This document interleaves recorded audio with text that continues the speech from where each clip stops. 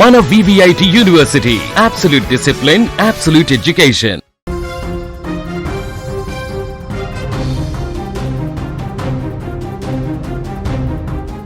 రైతు కళ్ళల్లో ఆనందం చూసేందుకు రాష్ట్ర ప్రభుత్వం సిద్ధమైంది.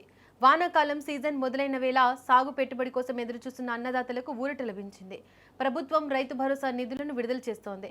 ఎకరానికి 6,000 చొప్పున రాష్ట్ర వ్యాప్తంగా దాదాపు 73 లక్షల మందికి పైగా రైతులకు ఈ సాయం అందనుంది. ఈ ప్రక్రియలో భాగంగా నేడు ముఖ్యమంత్రి రేవంత్ రెడ్డి కీలక నిర్ణయం తీసుకున్నారు. తొలి విడతలో 2 ఎకరాల భూమి లోపు ఉన్న రైతుల ఖాతాల్లో నేరుగా నిధులు జమ చేయనున్నారు. హైదరాబాద్ శిల్పకళా వేదికగా జరగనున్న ఈ కార్యక్రమం సీఎం రేవంత్ రెడ్డి ల్యాప్టాప్లో బటన్ నొక్కి ఈ సాయాన్ని విడుదల చేయనున్నారు. నిజానికి ఈ సభ ఖమ్మం జిల్లాలో జరగాల్సింది. భారీ వర్షాల కారణంగా అక్కడ పరిస్థితి అనుకూలించలేదు.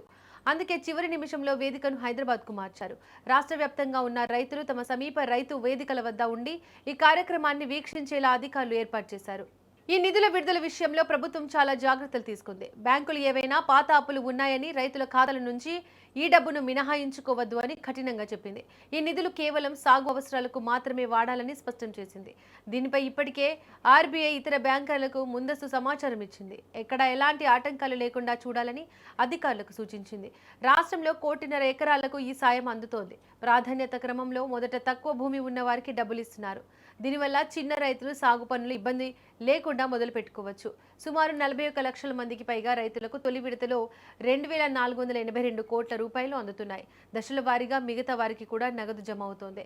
కొత్తగా పట్టాదార్ పాస్ పుస్తకాలు పొందిన రైతులకు కూడా ప్రభుత్వం ఒక మంచి అవకాశం ఇచ్చింది.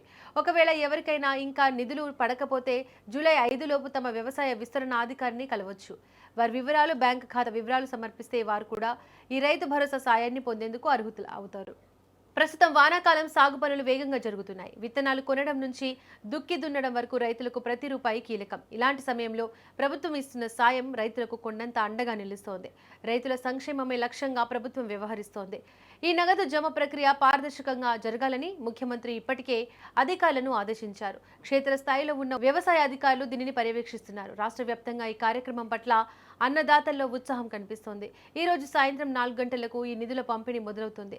రైతులు తమ బ్యాంకు ఖాతాలను చెక్ చేసుకుని సాగు పనులను ఉత్సాహంగా ప్రారంభించవచ్చు. చిన్న సన్నకారు రైతుల నుంచి పెద్ద రైతుల వరకు అందరికీ ఈ సాయం అందుతుందనే భరోసాని ప్రభుత్వం కల్పిస్తోంది.